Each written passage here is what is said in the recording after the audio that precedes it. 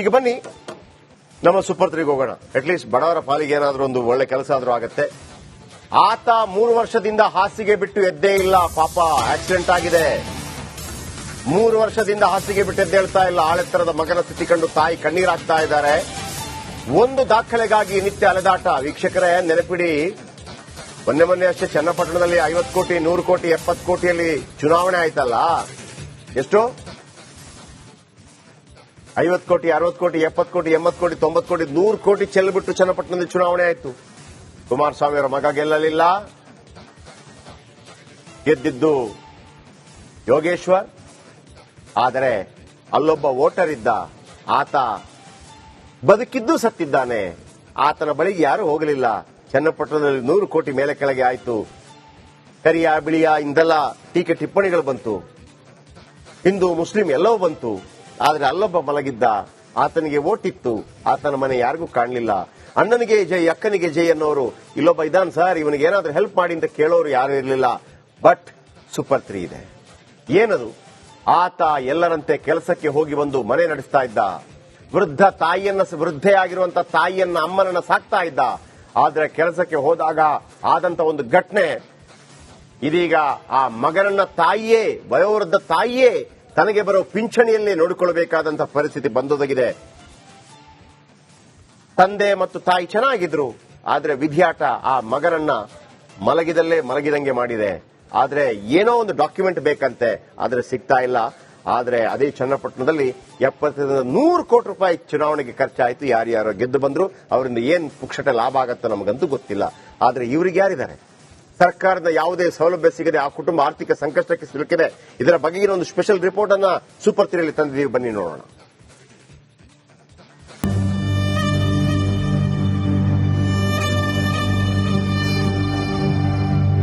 ಹಾಸಿಗೆ ಹಿಡಿದಿರೋ ಮಗ, ತಾಯಿಯಿಂದಲೇ ಸೇವೆ ಮಾಡಿಸಿಕೊಳ್ತಿರೋ ಮಗ. ವೃದ್ಧ ತಾಯಿಗೆ ಸೇವೆ ಮಾಡಬೇಕಿದ್ದ ಮಗನೇ ಇದೀಗ ತಾಯಿಯಿಂದ ಸೇವೆ ಮಾಡಿಸಿಕೊಳ್ತಿದ್ದಾನೆ. ಎಲ್ಲವೂ ಹಾಸಿಗೆ ಮೇಲೆಯೇ ಸೇವೆ. ಈ ಸುದ್ದಿ ನಿಮ್ಮ ರಿಪಬ್ಲಿಕ್ ಕನ್ನಡದ ಸೂಪರ್ 3ಗೆ ಗೊತ್ತಾಗುತ್ತೆ. ಆಗ ನಮ್ಮ ರಾಮನಗರ ಪ್ರತಿನಿಧಿ ಮಹದೇವ ಸ್ವಾಮಿ ಸುದ್ದಿ ಮಾಡೋಕೆ ಹೋಗ್ತಾರೆ. ಆಗಲೇ ಈ ಕುಟುಂಬದ ಕರುಣಾಜನಕ ಕತೆ ಗೊತ್ತಾಗುತ್ತೆ. ಅಷ್ಟಕ್ಕೂ ಇಂಥದೊಂದು ಕರುಣಾಜನಕ ದೃಶ್ಯ ಕಂಡು ಬಂದಿದ್ದು ರಾಮನಗರ ಜಿಲ್ಲೆಯ ಚನ್ನಪಟ್ಟಣ ತಾಲೂಕಿನ ಮೈಲನಾಯಕನ ಹೊಸಹಳ್ಳಿ ಗ್ರಾಮದಲ್ಲಿ. ಹಾಸಿಗೆ ಹಿಡಿದಿರೋ ಮಗನ ಹೆಸರು ರಂಗ, ತಾಯಿ ಹೆಸರು ಚಿಕ್ಕತಾಯಮ್ಮ. ಈ ಮೊದಲು ಮಗ ಲೈಟಿಂಗ್ ಕೆಲಸ ಮಾಡ್ತಿದ್ದ, ಮನೆ ನೋಡಿಕೊಳ್ತಿದ್ದ. ಒಂದು ದಿನ ಲೈಟಿಂಗ್ ಕೆಲಸಕ್ಕೆ ಅಂತ ಹೋದಾಗ ಮರದ ಮೇಲಿನಿಂದ ಬಿದ್ದು ಬೆನ್ನು ಮೂಳೆ ಮುರಿದುಕೊಂಡು ಬಿಡ್ತಾನೆ. 3 ವರ್ಷದಿಂದ ಇದೇ ರೀತಿ ಹಾಸಿಗೆ ಹಿಡಿದಿದ್ದಾನೆ ಅಂತ ತಾಯಿ ಕಣ್ಣೀರು ಹಾಕ್ತಿದ್ದಾರೆ. ಲೈಟಿಂಗ್ ಕೆಲ್ಸಕ್ಕೆ ಹೋಗಿ 20 ಅಡಿಯಿಂದ ಮುರಿದೋಗಿ ಬಿದ್ದೋದದ್ದು. ಬಿದ್ದೈತ್ಲೇನೆ ಫೋನ್ ಮಾಡಿದ್ರು, ಹಿಂಗ್ ಬಿದ್ದೋಗವನೆ ಅಂತ. ನಾನು ಮಂಡ್ಯಕ್ಕೆ ತಕೋದೆ. ಮಂಡ್ಯದಲ್ಲಿ ಏನ್ ಮಾಡಿದ್ರು, ಆಗೋದಿಲ್ಲ ಎತ್ಕೋಗಮ್ಮ ಅಂದ್ರು. ಎತ್ಕೋಗಂತ ನನ್ನ ಮಗಳಿದ್ಲು, ಅವಳು ಬಂದಿದ್ದು ದುಡ್ಡು ಕೊಟ್ಲು ತಗೊಂಡೋಗ ಮೈಸೂರಿಗೆ ಅಂತ. ಅಲ್ಲಿ ತಗೊಂಡೋಗ ಹಾಕೊಂಡೆ. ಅಲ್ಲಿಂದ ಇಲ್ಲಿಂದ ಅಲ್ಲಿಗೆ ಎತ್ತಿ ಇಳಿಕೆ ಮಾಡಿದ್ರು, ಊದ್ಕೊಬಿಟ್ಟ ಜಾಸ್ತಿ. 25 ದಿವಸ ಇದ್ದೆ ಅಲ್ಲಿ ಹಾಸ್ಪಿಟ್ಲಲ್ಲಿ. ಆಮೇಲೆ ಏನ್ ಮಾಡಿದ್ವು, ನಾನು ಕರ್ಕೊಂಡ್ ನಡಿ ಊರಿಗೆ ಅಂತ ಊದ್ಕೊಬಿಟ್ಟ. ಇನ್ ಬದುಕಲ್ಲ ಇವನು ಅಂದ್ಬಿಟ್ಟು ನಾವು ಎತ್ಕೊಂಡ್ ಬಂದು ಹಾಕೊಂಡು 3 ವರ್ಷದಿಂದ ಎಲ್ಲ ಬಾತ್ರೂಮ್ ಗೀತ್ರೂಮ್ ಎಲ್ಲ ಇಲ್ಲಿ ಎಲ್ಲ ತಗೋದು, ಒಂದ ತಗೋವು ಎದು, ಮೈನೆಲ್ಲ ಬಿಸಿನೀರು ಕಾಯಿಸೋದು, ಸ್ನಾನ ಮಾಡ್ಸೋದು, ತಲೆ ಈಚ್ ಕೇಳ್ಕೋದು, ತಲೆ ತೊಳಿದು, ಕರ್ಕೊಂಡ್ಮೇಲೆ ತಲೆ ಕಟಿಂಗ್ ಮಾಡ್ಸೋದು ಎಲ್ಲ ಮಾಡ್ತೇನೆ ಸರ್. ರಂಗನ ಬಳಿ ಮೊದಲಿನಿಂದಲೂ ಆಧಾರ್ ಕಾರ್ಡ್ ಇಲ್ಲ, ರೇಷನ್ ಕಾರ್ಡು ಇಲ್ಲ. ಹೀಗಾಗಿ ಸರ್ಕಾರದ ಯಾವುದೇ ಯೋಜನೆ ಸಿಗ್ತಿಲ್ಲ. ಜೊತೆಗೆ ವಿಶೇಷ ಚೇತನ ಮಾಸಾಶನವೂ ಸಿಗದಂತೆ ಆಗಿದೆ. ದಯವಿಟ್ಟು ನನಗೆ ಆಧಾರ್ ಕಾರ್ಡ್ ಮಾಡ್ಕೊಡಿ, ನಮಗ್ ನೋಡ್ಕೊರಿ, ಯಾರು ಸಹಾಯ ಮಾಡೋರಿಲ್ಲ. ಹಿಂಗಿದಾನೆ, ನಾನೊಬ್ಬಳೇ ಮಾಡ್ಬೇಕು. ರುದ್ರಾಪಿ ಕಾಸಲ್ಲೇ ಜೀವನ ಮಾಡಿದೀವಿ.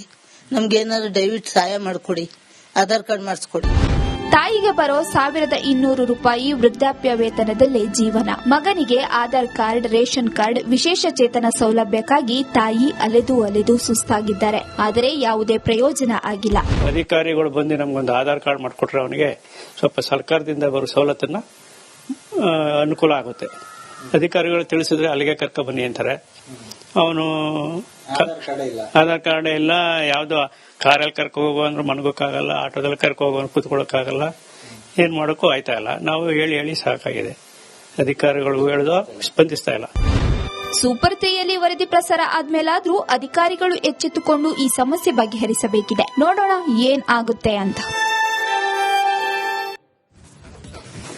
ಅಲ್ಲ, ನನಗೆ ಇಲ್ಲಿ ಈ ತಾಯಿ ಮೇಲೆ ಸ್ವಲ್ಪ ಕೋಪನೂ ಇದೆ. ಅವನ ಮೇಲೆ ಈಗ ತೊಂದರೆ ಅಲ್ರಿ. ನಿಮ್ಗೊಂದು ಆಧಾರ್ ಕಾರ್ಡ್ ಮತ್ತು ರೇಷನ್ ಕಾರ್ಡ್ ಮಾಡಕ್ ಹಾಕಿಲ್ಲ ಅನ್ನೋದು ಇನ್ನೇನ್ರಿ ಮಾಡ್ಬೇಕು ನಿಮ್ಮ ಹತ್ರ? ನೀವೇ ಹಂಗೆ ಆಡ್ತೀರಲ್ವಾ?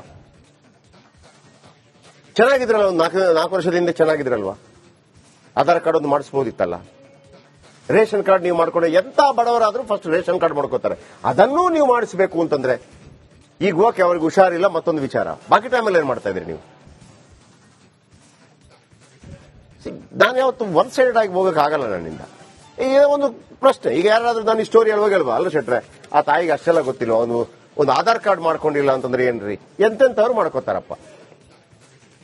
ಬಡವರ ಮನೆಯಲ್ಲಿ ಒಂದು ರೇಷನ್ ಕಾರ್ಡ್ ಇಲ್ಲ ಅಂದ್ರೆ ಅದು ದುರಹಂಕಾರದ ಪರಮಾವಧಿ. ನನ್ನ ಪ್ರಕಾರ ನಿಮ್ಮ ದುರಹಂಕಾರ ಇದೆಲ್ಲ ದುರಹಂಕಾರದ ಪರಮಾವಧಿ. ನೀವು ರೇಷನ್ ಕಾರ್ಡ್ ಮಾಡಿಸ್ಕೊಳ್ಳಿಲ್ಲ ಅಂತಂದ್ರೆ 15 ಕೆಜಿ ಅಕ್ಕಿ 10 ಕೆಜಿ ಅಕ್ಕಿ ಸಿಗಲ್ವಾ? ಇಬ್ರು ಇದ್ದಿದ್ರೆ ನಿಮಗೆ 10 ಕೆಜಿ ಅಕ್ಕಿ, ಆಮೇಲೆ 170 ರೂಪಾಯಿ ದುಡ್ಡು, ಭಾಗ್ಯಲಕ್ಷ್ಮಿಯಲ್ಲಿ 2,000 ರೂಪಾಯಿ, ಫ್ರೀ ಕರೆಂಟ್. ಈಗ ಒಂದ್ ಕಡೆ ಇಡಿ, ಇದನ್ನೆಲ್ಲ ಮಾಡ್ಬೋದಿತ್ತಲ್ಲ. ರೇಷನ್ ಕಾರ್ಡ್ ಯಾಕೆ ಮಾಡಿಲ್ಲ? ಯಾರನ್ನ ಬೈಬೇಕು ನಾನು? ಆಧಾರ್ ಕಾರ್ಡ್ ಯಾಕೆ ಮಾಡಿಲ್ಲ? ಯಾರನ್ನ ಕೇಳ್ಬೇಕು ನಾನು? ಐ ಅಗ್ರಿ, ನಿಮ್ಮ ಇಮೋಷನ್ ನನಗೆ ಅರ್ಥ ಆಗುತ್ತೆ. ಅದರ ಅರ್ಥ ಒಟ್ಟಾರೆ ಬಾಯಿ ಬಂದು ಮಾತಾಡೋದು ಅಲ್ವಲ್ಲ. ಈಗ ಇವತ್ತವರೆಗೆ ಕಷ್ಟ ಇದೆ. ಈಗ ಬನ್ನಿ ನಮ್ಮ ಸೂಪರ್ 3ಗೆ ಹೋಗೋಣ. ಅಟ್ಲೀಸ್ಟ್ ಬಡವರ ಪಾಲಿಗೆ ಏನಾದ್ರೂ ಒಂದು ಒಳ್ಳೆ ಕೆಲಸ ಆದ್ರೂ ಆಗತ್ತೆ. ಆತ 3 ವರ್ಷದಿಂದ ಹಾಸಿಗೆ ಬಿಟ್ಟು ಎದ್ದೇ ಇಲ್ಲ. ಪಾಪ ಆಕ್ಸಿಡೆಂಟ್ ಆಗಿದೆ. 3 ವರ್ಷದಿಂದ ಹಾಸಿಗೆ ಬಿಟ್ಟು ಎದ್ದೇಳ್ತಾ ಇಲ್ಲ. ಆಳೆತ್ತರದ ಮಗನ ಸ್ಥಿತಿ ಕಂಡು ತಾಯಿ ಕಣ್ಣೀರಾಗ್ತಾ ಇದ್ದಾರೆ. ಒಂದು ದಾಖಲೆಗಾಗಿ ನಿತ್ಯ ಅಲೆದಾಟ. ವೀಕ್ಷಕರೇ, ನೆನಪಿಡಿ, ಮೊನ್ನೆ ಅಷ್ಟೇ ಚನ್ನಪಟ್ಟಣದಲ್ಲಿ 50 ಕೋಟಿ, 100 ಕೋಟಿ, 70 ಕೋಟಿಯಲ್ಲಿ ಚುನಾವಣೆ ಆಯ್ತಲ್ಲ. ಎಷ್ಟು? 50 ಕೋಟಿ, 60 ಕೋಟಿ, 70 ಕೋಟಿ, 80 ಕೋಟಿ, 90 ಕೋಟಿ, 100 ಕೋಟಿ ಚೆಲ್ಬಿಟ್ಟು ಚನ್ನಪಟ್ಟಣದಲ್ಲಿ ಚುನಾವಣೆ ಆಯ್ತು. ಕುಮಾರಸ್ವಾಮಿ ಅವರ ಮಗ ಗೆಲ್ಲಲಿಲ್ಲ. ಗೆದ್ದಿದ್ದು ಯೋಗೇಶ್ವರ್. ಆದರೆ ಅಲ್ಲೊಬ್ಬ ವೋಟರ್ ಇದ್ದ. ಆತ ಬದುಕಿದ್ದು ಸತ್ತಿದ್ದಾನೆ. ಆತನ ಬಳಿಗೆ ಯಾರು ಹೋಗಲಿಲ್ಲ. ಚನ್ನಪಟ್ಟಣದಲ್ಲಿ 100 ಕೋಟಿ ಮೇಲೆ ಕೆಳಗೆ ಆಯಿತು. ಕರಿಯ ಬಿಳಿಯ ಇಂದೆಲ್ಲ ಟೀಕೆ ಟಿಪ್ಪಣಿಗಳು ಬಂತು. ಹಿಂದೂ ಮುಸ್ಲಿಂ ಎಲ್ಲವೂ ಬಂತು. ಆದರೆ ಅಲ್ಲೊಬ್ಬ ಮಲಗಿದ್ದ. ಆತನಿಗೆ ವೋಟ್ ಇತ್ತು. ಆತನ ಮನೆ ಯಾರಿಗೂ ಕಾಣಲಿಲ್ಲ.